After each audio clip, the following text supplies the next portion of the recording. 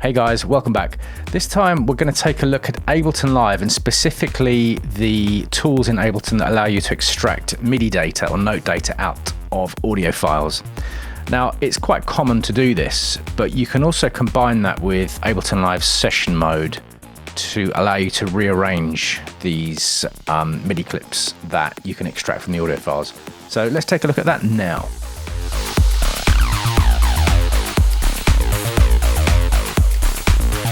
Hello. So what I've got here is I've found a really cheesy house piano sample, and I'm just using this as a chord progression. So have a listen to this.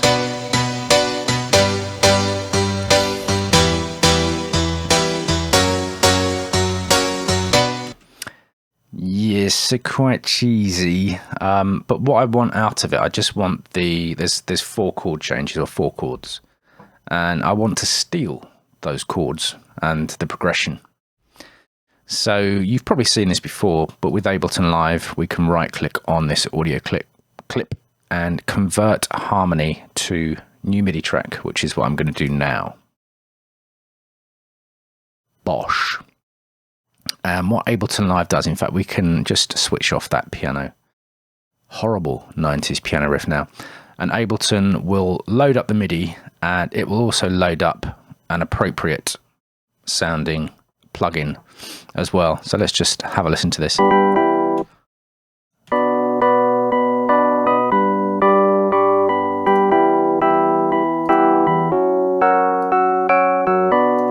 So you can probably hear there's a few bum notes in there.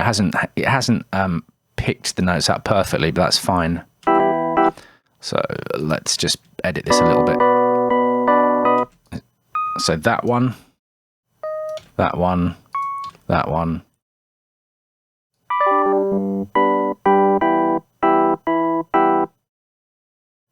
That one. Don't need that one. So they're not all exactly on the grid, which is fine. But what I'm going to do is I'm just going to tidy up the start positions of these notes a little bit, because it does matter for what I want to do with it in a second. So you can see this note here crosses over between one bar and the other. So, oh, no, I don't want all of them. Let's just pull this one back. So as you pull the audio or pull the MIDI out of some audio files, you might need to do a little bit of tidying up, but that's fine. And then I notice this chord here is a little bit empty. It hasn't picked up some of the high note. So I'm just going to add some in.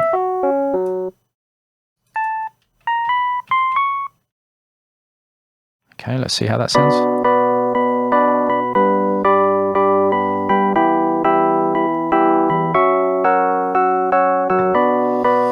Right, that'll do me, but I don't like the plugin that Ableton has selected for me. So I'm going to delete this plugin, and I'm just going to pull Anna 2 in briefly, and it's going to start with the initialized patch. It's going to be very loud.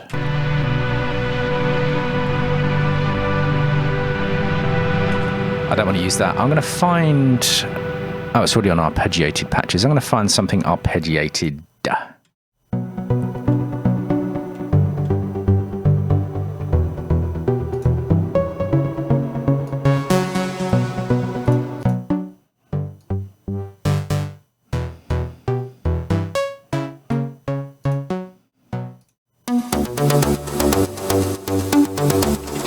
You'll probably find that if you're using Anna 2 for this kind of thing, you're going to want to turn this chord function off, because that won't necessarily gel with the chords you're trying to pull out of the audio.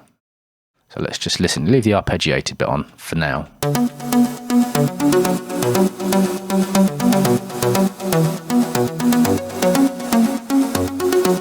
So that sounds far more contemporary than the original cheesy rave piano that I selected in the first place. But we can do more. That's just the basics. I'm going to switch this channel off as well. And what I've done, if I go into session view, I've actually, let me just highlight these MIDI clips. I've split this into 4 MIDI clips. Okay, so I've set markers around each of the 4 bars included in that progression, and I've split them down into separate clips in session mode. So what you can actually do is, if I come back to this, let's go into session mode. Have I got this one activated?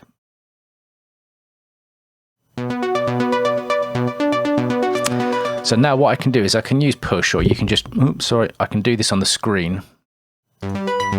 We can launch each individual bar of that chord progression. So there's 4 chords in the progression in the audio clip that I pulled in from my sample library. And if you just extract the MIDI from that clip, you're just going to be left with the progression as it was in the audio file. But with Ableton, what we can do in the session mode is we can split it into the 4 separate chords within that progression and then trigger them in any order we like.